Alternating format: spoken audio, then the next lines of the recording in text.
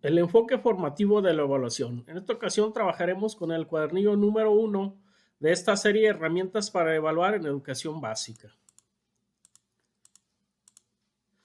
Evaluar desde el enfoque formativo. ¿Qué significa evaluar? Te pido que primeramente contestes esta pregunta de la manera más sencilla como tú lo consideres. ¿Qué es para ti evaluar?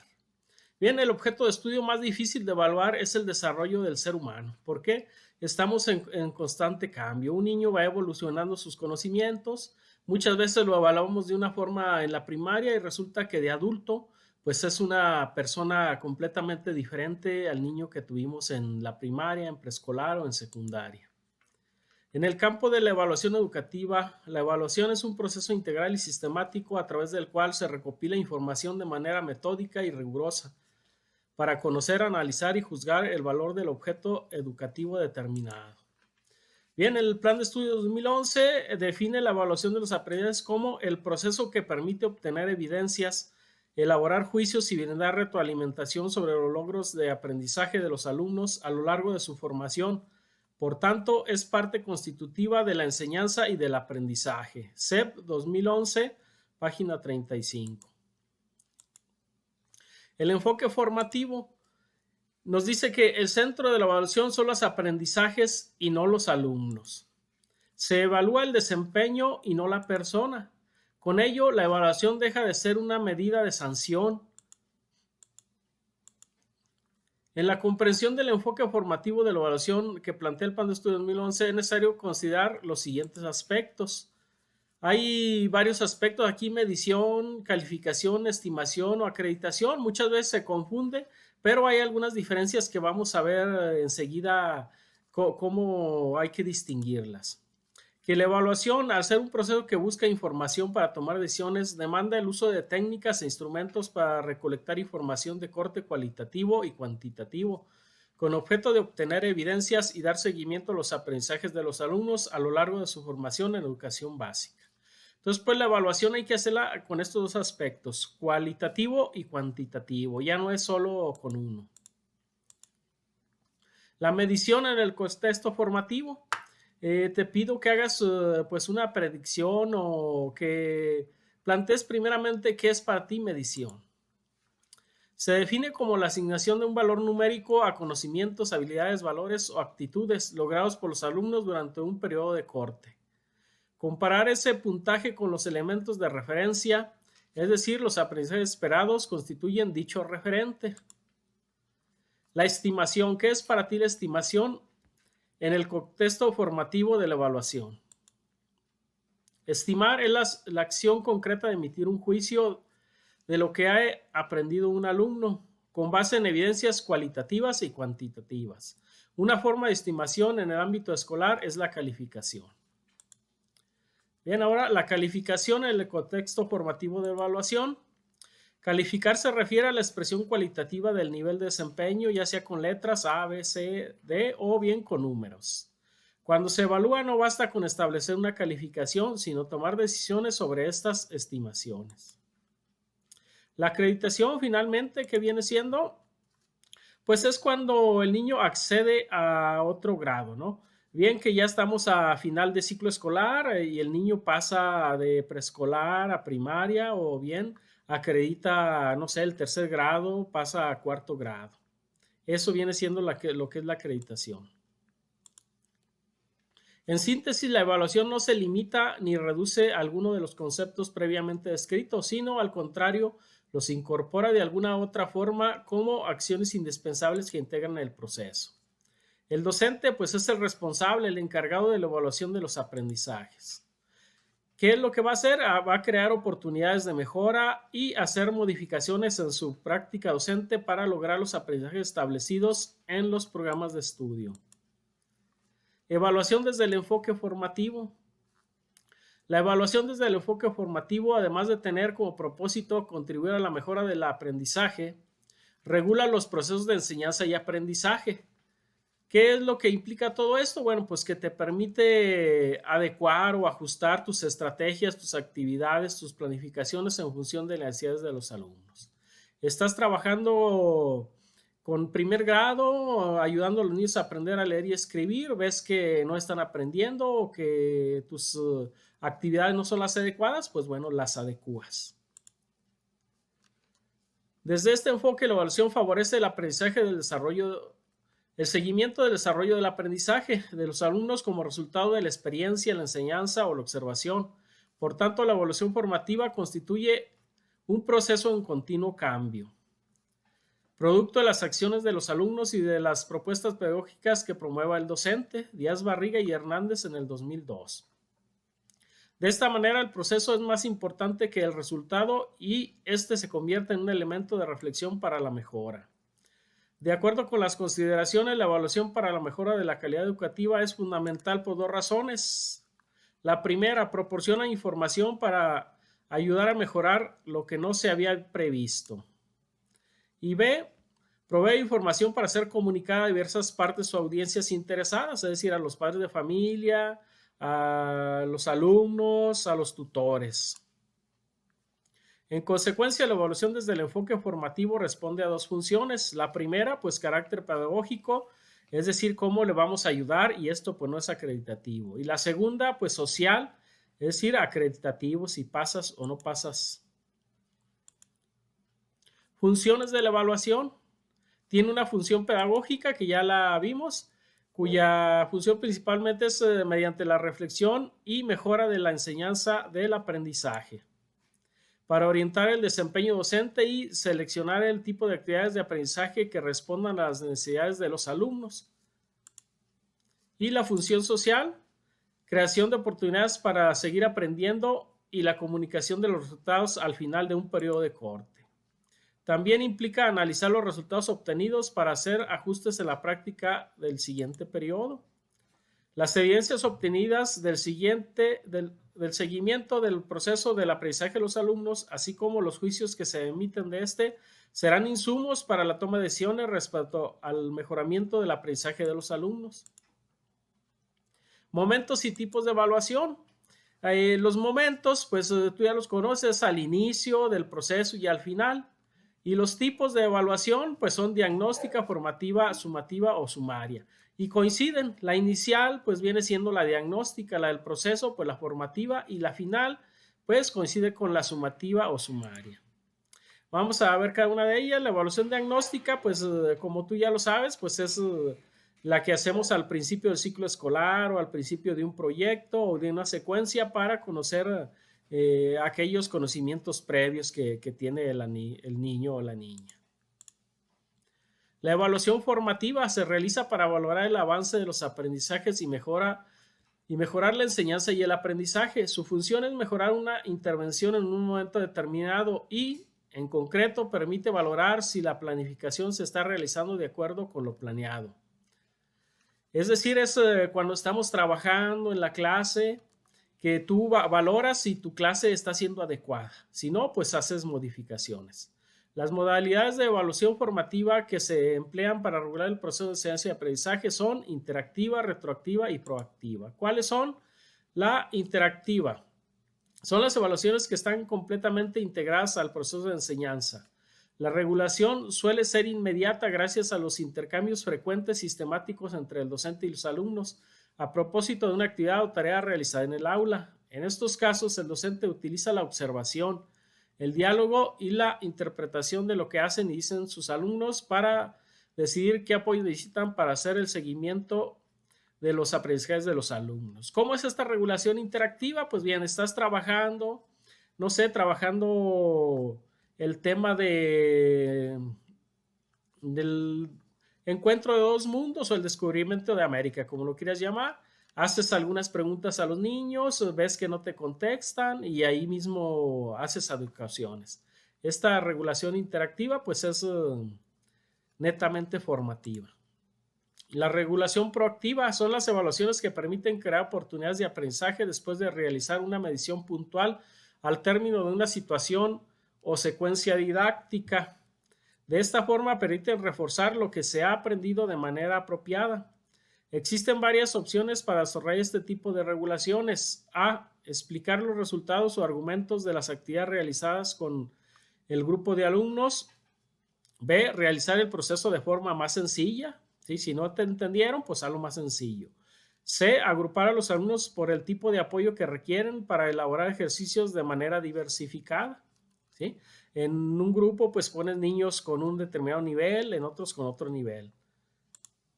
Y regulación proactiva son las evaluaciones que ayudan a hacer adaptaciones relacionadas con lo que se aprenderá en un futuro cercano. En el caso de los alumnos que lograron los aprendizajes propuestos, pueden programar actividades para ampliar lo que aprendieron. No sé, a lo mejor estás viendo problemas de suma y resta con cierto nivel de dificultad y prevés que para la siguiente hay niños que ya puedes aumentar el nivel de dificultad. Y para los alumnos que no lograron todos los aprendizajes, se propone actividades con menor grado de dificultad. La regulación interactiva constituye la modalidad por excelencia de evaluación formativa, mientras que la proactiva y la retroactiva son alternativas para que puedan utilizarse cuando la primera no ha funcionado por diversos factores. Díaz Barriga y Hernández, 2002. La evaluación sumativa, pues como ya lo vimos, es la que se da al final del ciclo escolar, al final de una secuencia didáctica, de un proyecto, para ver principalmente cuestiones con la acreditación, es decir, si el niño pasa al siguiente nivel. Asimismo, la evaluación sumativa se basa en la recolección de información acerca de los resultados de los alumnos, así como de los procesos, las estrategias y las actividades que ha utilizado el docente y le han permitido llegar a dichos resultados. Al no aplicar adecuadamente los momentos y tipos de evaluación, se puede tener el proceso de aprendizaje de varias maneras. Por ejemplo, ¿qué es lo que pasa si no hacemos estos momentos y estos tipos de evaluación correctamente? Si los exámenes y las tareas que se evalúan no comunican lo que es importante aprender o no se enfocan en los aprendizajes esperados, los alumnos no podrán mejorar sus aprendizajes. ¿Sí? Si tú pones un examen que no corresponde a lo que son los aprendizajes esperados, pues lógico que vas a evaluar otra cosa. Tenemos que checar muy bien los exámenes que aplicamos que correspondan a lo que se está trabajando. La asignación de calificaciones como premio o castigo puede reducir la motivación de los alumnos por aprender. Sí, no debe ser todo como premio, no debe ser conductismo puro. Hay que tratar de que el niño tenga motivación por aprender por sí solo, no por un premio. Si los alumnos perciben la obtención de una calificación como un logro fuera de su alcance, puede aminorar su esfuerzo y aumentar los distractores en el aprendizaje. Las prácticas de evaluación en las que se aplican premios o castigos pueden reducir la colaboración entre los alumnos o la motivación por aprender de los demás. Perdón. Es decir, si tú le estás dando premios a los niños, pues el que no se lo gana, pues se desmotiva. Desde el enfoque formativo, la evaluación debe centrarse en los aprendizajes para dar seguimiento al proceso de cada alumno y ofrecerle oportunidades para lograrlos. Hacer hincapié en que ellos asuman la responsabilidad de reflexionar su propio progreso en el aprendizaje, mejorar la práctica docente y proporcionar información para la acreditación, la promoción y la certificación de estudios. Fíjate qué ideas tan importantes, ¿no? Que el niño se haga responsable de su propio proceso. ¿Cómo le podemos hacer para que el niño diga, estoy aprendiendo, no estoy aprendiendo? ¿Voy bien o tengo que reconsiderar estas ideas? Muchas veces los libros de texto al final de una secuencia o de un proyecto traen por ahí algunas ideas de autoevaluación que son muy buenas, hay que considerarlas. Los elementos de la evaluación. Pues bien, estos elementos de evaluación los vamos a contestar con estas preguntas. Vamos a ir tratar de viendo cada una de ellas. ¿Qué se evalúa? Trata de responderla primeramente tú de manera autónoma. Ahora sí lo vemos. Se evalúa, pues no hay otra cosa que la evaluación de los aprendizajes de los alumnos. Eso es lo que tenemos que checar y pues claro que esto está establecido en los aprendizajes esperados. Son un referente para la evaluación, lo que significa que se cuenta con los referentes de evaluación que permiten dar seguimiento y apoyo cercano a los aprendizajes de los alumnos. ¿Para qué se evalúa? Bien, pues se evalúa primeramente para aprender. como lo señala en el séptimo principio pedagógico del Plan de Estudios 2011, y en consecuencia mejorar el proceso de enseñanza y aprendizaje, ¿sí? Estamos evaluando, vemos que la secuencia no está bien, pues corregimos y lógico que vamos a mejorar el proceso de enseñanza y aprendizaje. Así, a partir de las evidencias recolectadas a lo largo del proceso, se puede retroalimentar a los alumnos para mejorar su desempeño y ampliar sus posibilidades de aprendizaje. Por ello, el docente brindará propuestas de mejora y creará oportunidades de aprendizaje para que los alumnos continúen aprendiendo. Con esto, los docentes comparten con los alumnos, las madres y los padres de familia o tutores lo que se espera que aprendan, así como los criterios de evaluación. Es muy importante esto, que tenemos que decirle a nuestros alumnos, a los padres de familia, qué es lo que queremos que aprendan. O no que queremos, sino que se establece más bien en los planes de estudio. Y los criterios de evaluación, de qué forma también los vamos a estar evaluando. ¿Quiénes evalúan? Lógicamente, el maestro frente a grupo es el encargado de evaluar los aprendizajes de los alumnos y existen 3 formas de realizarla. De una manera interna. Esa manera interna, ¿quién lo hace? Pues el maestro frente a grupo. Tienes tus niños, tú los vas a evaluar. Esa es la evaluación interna. La evaluación participativa se refiere a que el docente evalúa al involucrar a otros actores educativos como alumnos, colegas o directivos, y se divide en 3 formas. La autoevaluación es la evaluación que realiza el propio alumno de sus producciones y su proceso de aprendizaje. Coevaluación es la evaluación que realiza el propio alumno en colaboración con sus compañeros acerca de alguna producción o evidencia de desempeño determinada. Es decir, aquí le damos el trabajo de un niño a otro para que lo califique. Heteroevaluación es la evaluación que el docente realiza de las producciones de un alumno o un grupo de alumnos.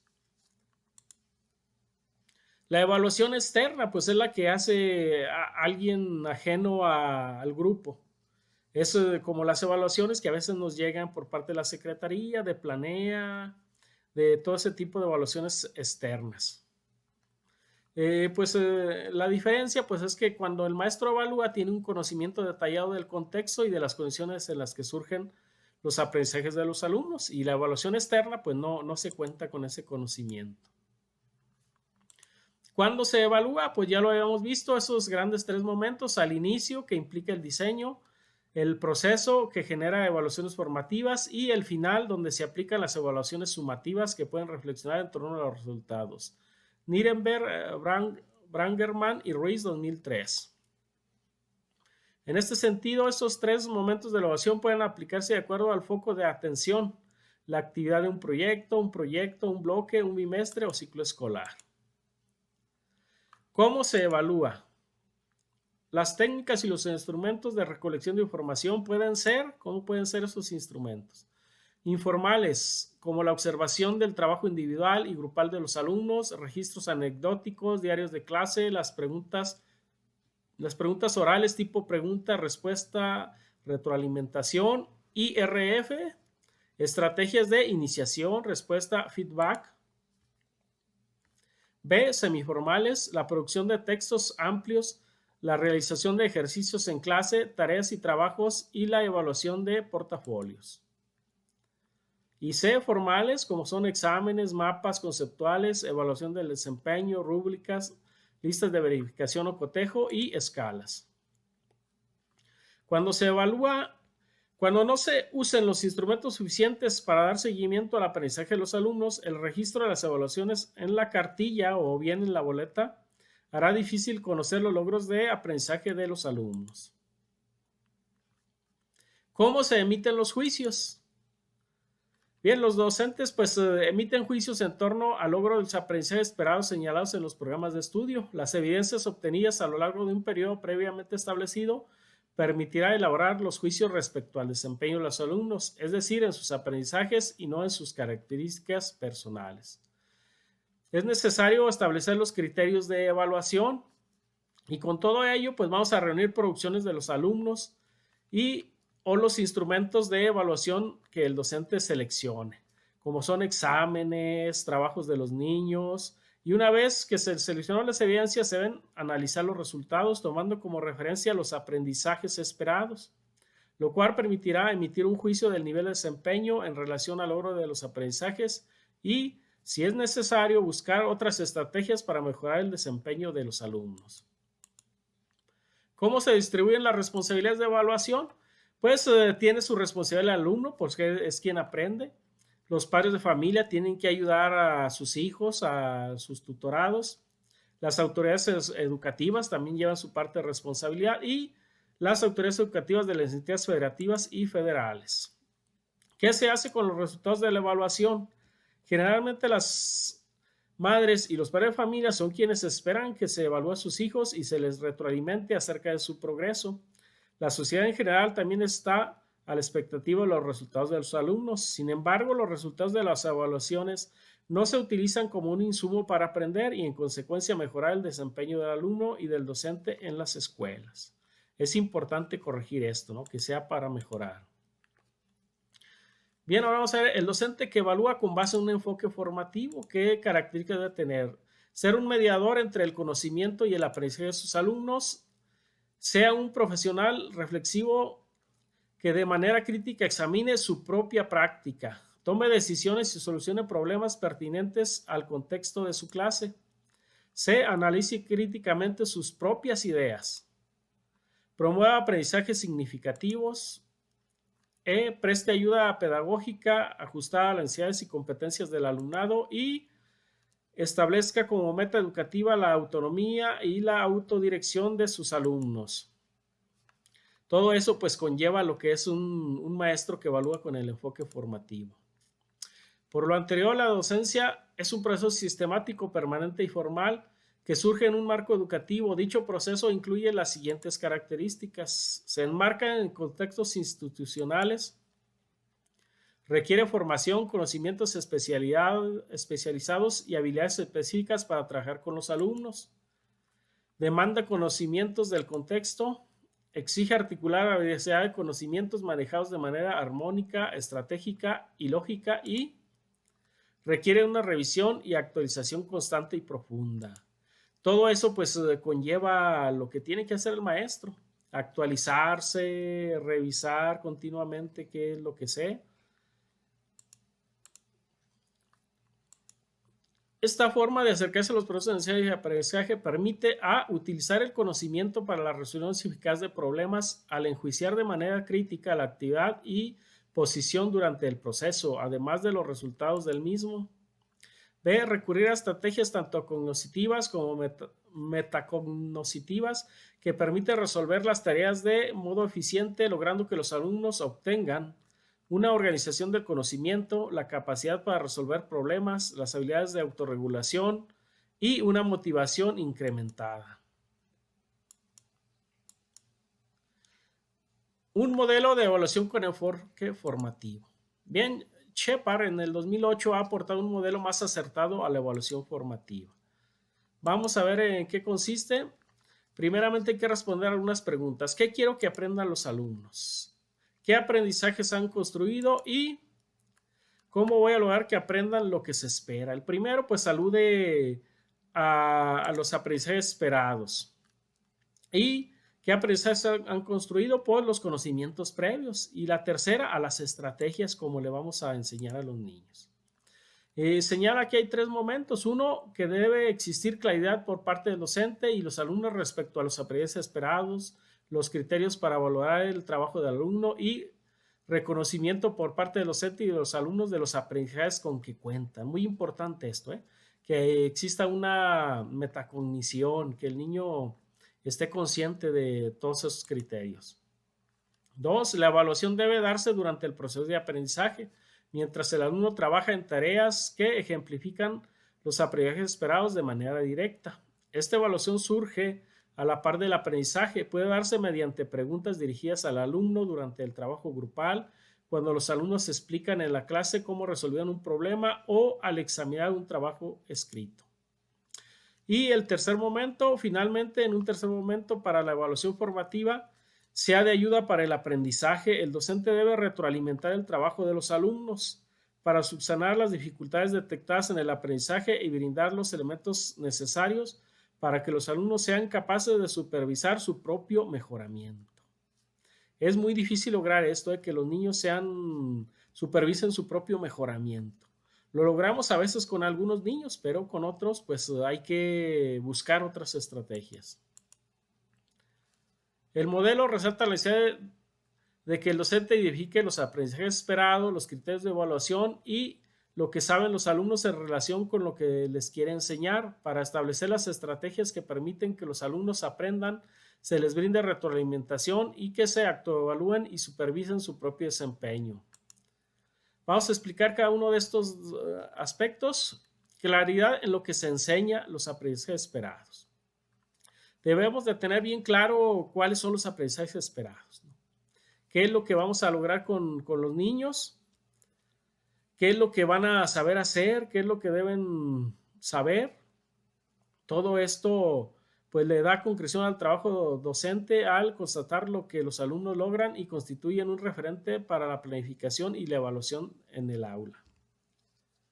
Para que los aprendizajes tengan sentido, es necesario que la enseñanza aplique el enfoque didáctico de cada campo formativo en preescolar o asignatura en primaria y secundaria, porque así los alumnos desarrollan actividades de aprendizaje significativas y congruentes con los aprendizajes esperados.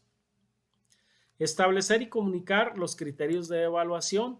Muy importante esto, ¿no? Que los niños conozcan los propósitos, lo que se espera que logren al final de la actividad, los aprendizajes esperados, el tipo de actividades que se planificarán, el tiempo destinado para su realización, la importancia que tiene la actividad para el logro de los aprendizajes esperados y cómo se les va a evaluar, es decir, tipo de estrategia de evaluación, qué vamos a aplicar, técnica, instrumento de evaluación, examen, ensayo, portafolio o qué. Las características que tendrán los trabajos que se tomarán en cuenta y así como los lineamientos para evaluar qué determinará el docente. Identificar dónde están los alumnos y hasta dónde pueden llegar. ¿En dónde están? Pues alude a los conocimientos previos. Todo esto pues tú ya lo sabes bien, cómo hay que recuperar esos conocimientos previos para saber de dónde partir. ¿Cómo identificar hasta dónde pueden llegar los alumnos? Esto nos lleva a lo que son la zona de desarrollo próximo y la teoría de desarrollo sociocultural del aprendizaje. La perspectiva sociocultural considera que el desarrollo es el fruto de una compleja e intrincada construcción, modificación y reorganización de los procesos cognitivos y de los esquemas de interpretación de la realidad, procesos que surgen gracias a la interacción entre las personas con el contexto donde viven, incluyendo las prácticas sociales y culturales. ¿Quién nos habla de esta perspectiva sociocultural? Pues Vygotsky. Tú pues ya conoces mucho sobre todas estas ideas. Todas las funciones mentales complejas aparecen primero en el plano interpsicológico, a nivel social y posteriormente después de la interacción con alguien experto aparece en el plano intrapsicológico a nivel individual.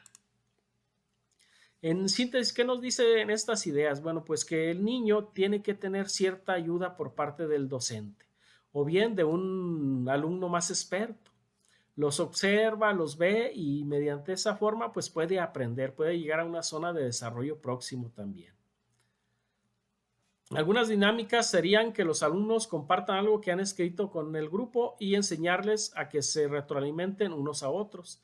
Este tipo de expresión grupal y retroalimentación ofrece un andamiaje al alumno sin que sea necesario que el docente los atienda de manera individual. Shepard 2008. El reto que tiene el docente es lograr que estos procesos no interrumpan la enseñanza, sino que retroalimenten un aprendizaje continuo. Retroalimentar a los alumnos es una de las funciones principales de la evaluación y que promueve el andamiaje de la enseñanza. No hay que hacerlo con elogios falsos. No vamos a decirle a mi hijo, le estuviste grandioso. No. Debe ser algo creíble. Es especialmente eficaz cuando se dirige su atención a cualidades particulares del desempeño del alumno. Es decir, si el niño pues hizo un trabajo bien hecho, hay que checar bien en qué aspecto fue y pues hacérselo ver, hacérselo saber que fue en ese aspecto y no en otros. Estratégicamente, esto significa que la retroalimentación debe ocurrir durante el proceso de aprendizaje y no al final, cuando ya se terminó el aprendizaje de ese tema. En ese momento que el niño está haciendo algo bueno, pues hay que retroalimentarlo, hay que señalarlo. Para que haya una retroalimentación eficaz, es necesario que los docentes sean capaces de analizar el trabajo de los alumnos e identificar los patrones de errores y las interferencias en el aprendizaje que más atención requiere. En un estudio de intervención, Elawar y Corno, 1985, descubrieron que los docentes mejoraban extraordinariamente la eficacia de la retroalimentación cuando se concentraban en estas preguntas. ¿Cuál es el error principal? ¿Cuál es la razón probable de que el alumno cometiera este error? ¿Cómo puedo guiar al alumno para que evite el error en un futuro? Vamos a checarlo, mira. Por ejemplo, en esta operación, ¿cuál es el error principal? Bueno, por ahí algunos maestros comentaban que primeramente hay que plantear un problema y que probablemente el error principal sea que no identifiquen el algoritmo que lo resuelve. Pero vamos a suponer que ya lo resuelve. Checamos este algoritmo. ¿Cuál será el error principal que pueden cometer? Comentaban que probablemente sume aquí 7 más 8 y ponga el 15 aquí completo. Y luego ponga 4 más 3, 7 y sería 715. Un número muy diferente al que es. Otro error que puede ser es sumar 8 y 7, 15, poner el 5 aquí, llevamos una y sumar únicamente el 4 y el 3. Se le olvida sumar las decenas que se formó con estas unidades. ¿Cuál es la razón probable de que el alumno cometiera este error? Pues comenta algunos maestros que no se tiene conocimiento del sistema decimal de numeración, no se ha trabajado los agrupamientos, los desagrupamientos.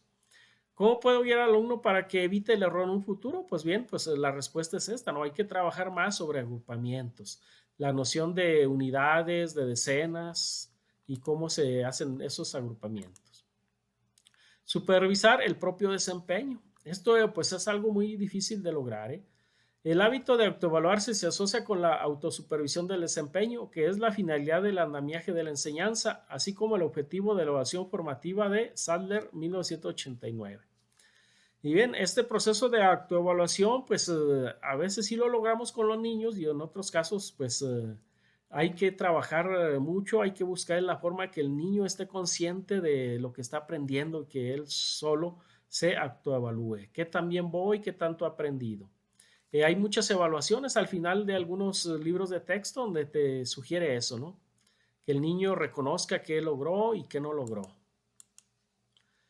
La ética de la evaluación, vamos a ver cómo es un maestro ético. Un docente que evalúa debe ser un profesional ético que trate a los alumnos de acuerdo con las orientaciones y los valores que rigen su conducta, como la honestidad, el respeto, la autonomía, la reciprocidad, la imparcialidad y la justicia.